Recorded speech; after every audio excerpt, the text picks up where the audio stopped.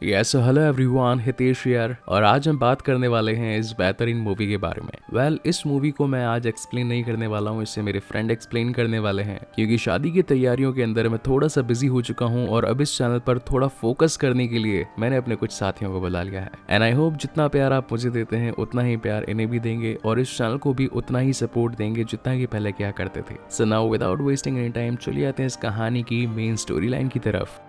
तो आज हम एक्सप्लेन करने जा रहे हैं गंगूबाई काठियावाड़ी मूवी को, जिसमें गंगूबाई का रोल कर रही हैं आलिया भट्ट और उनके साथ हमारे विमल के दीवाने और उस विमल की पीक से पेंटिंग करने वाले वर्ल्ड के famous peak painter Ajay Devgan ने भी काम किया है। Sorry sorry, just kidding. तो इस मूवी में आलिया भट्ट के साथ अजय देवगन, हुमा कुरैशी और विजय राज जैसे ही कई सारे एक्टर्स ने काम किया है और इस मूवी को एक बहुत ही अच्छी बायोग्राफी अडेप्टेशन मूवी बना दी है। तो फिल्म के शुरू होते ही हमें दिखाया जाता है एक 14 साल की लड़की को जबरदस्ती तैयार किया जा रहा होता है और फिर उस लड़की को एक कमरे में भेज देते हैं और उस लड़की के साथ एक आदमी को भी भेज दिया जाता है और फिर हम देखते हैं कि वो आदमी उस लड़की के साथ जबरदस्ती कर रहा होता है। अब इस कोठे की ओनर है रश्मिबाई और हम देखते हैं कि रश्मिबाई के पास एक औरत आती है और वो उसे कहती है कि जो नई लड़की आई है वो ना तो अपने काम पे बैठ रही है और ना ही कुछ खा पी रही है। अगर ऐसा ही चलता रहा तो वो नहीं बचेगी। जिस पे रश्मिबाई उस औरत से कहती हैं कि जाओ और जाके गंगू को बुला लाओ क्योंकि वो ही इस लड़की को समझा सकती हैं। उसके बाद हम देखते हैं गंगूबाई को, जिसका रोल कर रही होती हैं आलिया भट्ट। अब यहाँ हम देखते हैं कि जैसे ही गंगूबाई उस एरिया में कदम रखती हैं तो वहाँ के सभी लोग उसको इज्जत से नमस्ते करते हैं, आशीर्वाद लेने लगते हैं, जिससे हम ये समझ सकते हैं कि गंगूबाई वहाँ की एक पब्लिक फिगर जैसी है जिसकी सभी लोग इज्जत करते हैं। अब रश्मिबाई गंगू से उस लड़की के बारे में सारी बातें बता देती है। वो ये भी बताती है कि ये लड़की यहाँ रहना नहीं चाहती, जिस पे गंगूबाई उस लड़की से पूछती है कि तुम्हें यहाँ किसने लाया है, जिस पे वो लड़की बताती है कि उसके हस्बैंड ने उससे शादी की और उसे लाके छोड़ गया। अब यहाँ पे हम देखते हैं कि गंगू को अपना पास्ट याद आने लगता है और अब आता है फ्लैशबैक का सीन। तो भाइयों और बहनों, जो भी मुझे सुन रहे हैं वो ऊपर देखो। अरे ऊपर नहीं देखोगे तो फ्लैशबैक में कैसे जाओगे। हम आते हैं गंगूबाई के पास्ट में, जहां हमें पता चलता है कि गंगूबाई का नाम गंगा था और वो मुंबई में नहीं बल्कि काठियावाड़ी में रहती थी और उसका फिल्मों की दुनिया में अपनी पहचान बनाने का सपना था। वो हमेशा अपने इस सपने के बारे में ही सोचा करती थी और उसे रामनेक नाम के लड़के से प्यार था और वो काठियावाड़ी में बहुत ही हंसी खुशी के साथ रहती थी। फिर एक दिन हम देखते हैं कि रामनेक गंगा से कहता है कि उसे देवानंद की मूवी में काम करने का मौका मिल गया है और अब वो मुंबई जा रहा है, जिसपे गंगा कहती है कि रुको, मैं अपने पेरेंट्स से बात करती हूँ, तुम्हारे साथ मुंबई जाने को रेडी हो जाती हूँ। जिस पे रामनेक उसको मना करता है और कहता है कि वो तुम्हारी बात नहीं मानेंगे और तब हम देखते हैं कि गंगा रामनेक के साथ भाग जाती है बिना कुछ बोले और फिर वो दोनों मुंबई आ जाते हैं। मुंबई पहुंचने के बाद हम देखते हैं कि रामनेक गंगा से कहता है कि वो उन दोनों के लिए घर ढूंढने जा रहा है। तब तक के लिए वो उसकी मौसी के घर रुकने को बोलता है। उसके बाद हम देखते हैं कि रामनेक वहाँ से गायब हो जाता है और फिर गंगा को बहुत बड़ा धक्का लगता है। असल में बात ये थी कि रामनेक ने गंगा को उस कोठे पे बेच दिया था और वहाँ से भाग गया था। उसके बाद हम देखते हैं कि 16 साल की गंगा को जब ये सब बातें पता चलती है कि वो धोखा खा चुकी है अपने हस्बैंड से, तो वो काफी टूट जाती है। वो बहुत रोई, बहुत चिल्लाई, लेकिन उसका सुनने वाला कोई नहीं था। सबके सब उसके लिए पीठ दिखा चुके थे। उसके बाद हम देखते हैं कि गंगा ने अपने नसीब को एक्सेप्ट कर लिया था और क्योंकि वो अपने घर भी नहीं जा सकती थी, क्योंकि वो अपनी मर्जी से घर से भागी थी और रेड लाइट एरिया से वापस जाने पे उसके घर वाले क्या, कोई भी उसको एक्सेप्ट नहीं करेगा और ये बात गंगा अच्छे से समझ जाती है। उसके बाद हम देखते हैं कि गंगा धीरे धीरे गंगूबाई बनने लगती है, अपने काम को, अपनी किस्मत को एक्सेप्ट करके, क्योंकि उसके पास और कोई चॉइस नहीं थी। उसके बाद हम देखते हैं कि एक दिन शौकत खान नाम का बंदा कमाटीपुरा आता है और उसने गंगा के साथ काफी बुरी हरकतें की थी, बहुत मारा पीटा भी था और ऐसा कई बार होता है। और फिर एक टाइम पे ऐसी उसकी हालत हो जाती है कि वो हॉस्पिटल में पहुंच जाती है और फिर इस इंसिडेंट के बाद गंगा डिसाइड करती है कि वो चाहे जैसे करके उस आदमी का पता लगाएगी और फिर बहुत ढूंढने के बाद, बहुत जांच पड़ताल करने के बाद उसको पता चलता है कि उस बंदे का नाम शौकत खान है और ये शौकत खान मुंबई के फेमस डॉन करीम लला के लिए काम करता है और यहाँ पे करीम का रोल कर रहे हैं अजय देवगन। उसके बाद फाइनली जब गंगा को शौकत खान के बारे में पता चलता है तो वो डायरेक्टली करीम खान के पास चली जाती है और फिर हम देखते हैं कि जैसे ही वो करीम लला के पास पहुंचती है तो करीम गंगा को बहुत ही इज्जत देता है और इज्जत के साथ अपने छत पे बैठाता है एंड गंगा के लिए कुछ खाने पीने का भी इंतजाम करता है। लेकिन यहाँ पे गंगा ना तो कुछ खाती है ना तो कुछ पीती है, क्योंकि वो जानती थी कि ये करीम किसी वैश्या को अपने घर में नहीं घुसने देगा।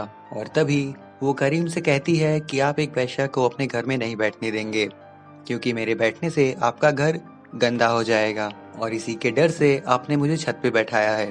अब आपने इतना तो कर दिया, लेकिन आप भूल रहे हैं कि जिस किचन के सामान में आपने मुझे ये सब दिया है वो भी तो गंदा हो सकता है मेरे छूने से। अब यहाँ पे हम देखते हैं कि करीम गंगा की बात सुन के काफी हैरान हो जाता है और तब वो उससे पूछता है कि आखिर तुम कहना क्या चाहती हो? मैं तुम्हारी बात नहीं समझ रहा, क्या तुम साफ साफ समझा सकती हो? अब यहाँ पे हम देखते हैं कि गंगा करीम के सामने शौकत खान के बारे में सब कुछ बता देती है, जो जो उसने किया, जितना जितना उसको तड़पाया था, सब कुछ। अब उसकी पूरी बात सुनने के बाद करीम ऐसा डिसीजन लेता है जो कि गंगा को यकीन नहीं होता है।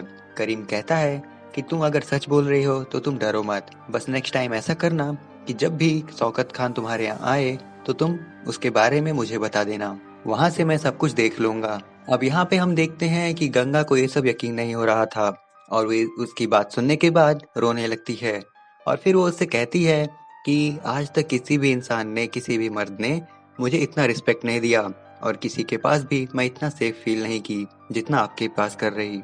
उसके बाद हम देखते हैं कि गंगा उठती है और अपने बैग से एक धागा निकाल के करीम के हाथ पे बांध देती है और उसे कहती है कि आज से आप मेरे भाई हैं। उसके बाद हम देखते हैं कि गंगू वापस कमाटीपुरा चली जाती है और फिर हम देखते हैं कि एक टाइम पे शौकत खान फिर से उसके घर आता है और इस बार जैसे करीम ने कहा था वैसे ही गंगा ने शौकत खान के आने के बारे में करीम को बता दिया।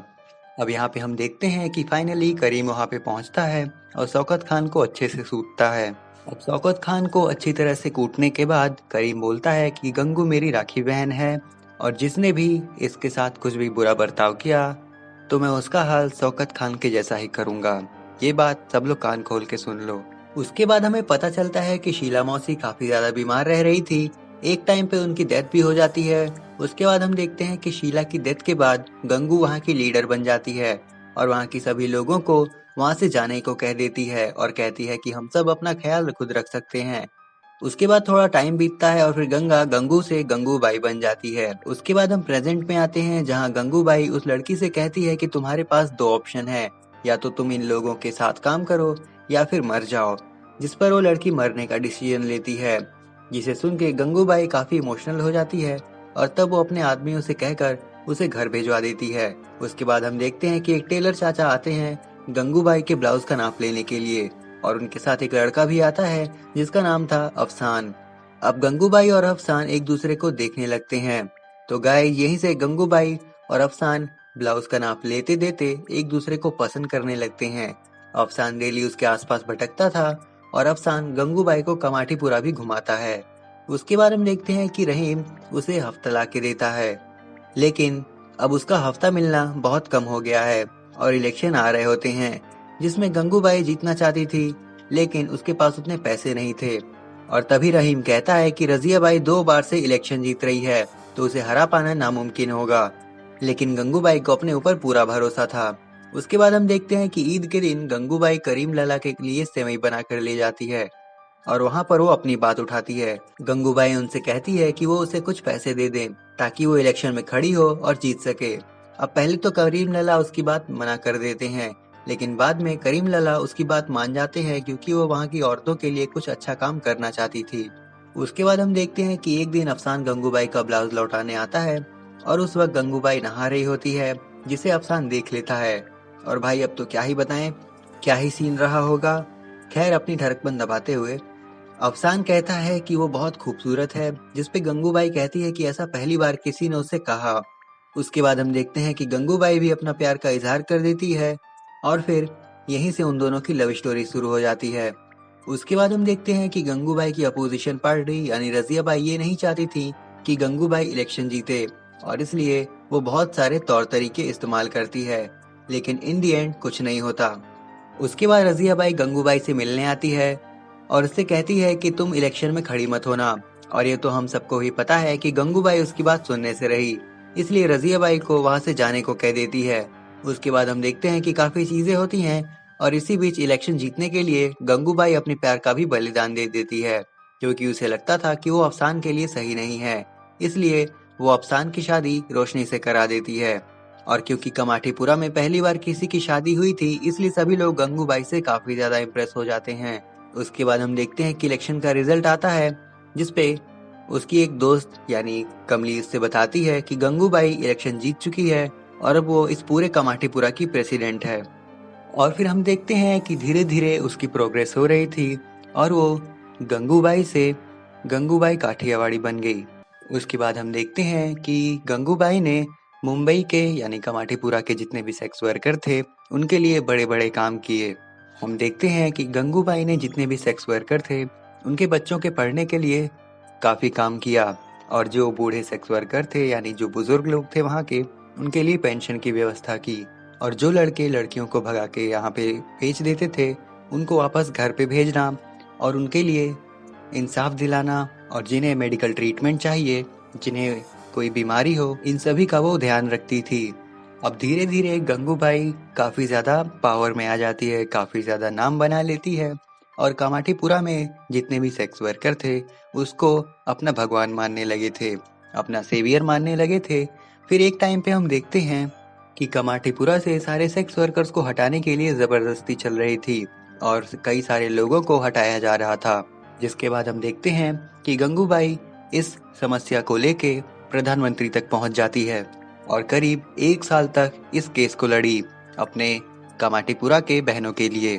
और काफी टाइम बाद हम देखते हैं कि फाइनली गंगूबाई वो केस जीत जाती है और वहाँ के सेक्स वर्कर्स के लिए उनका हक वापस दिला देती है।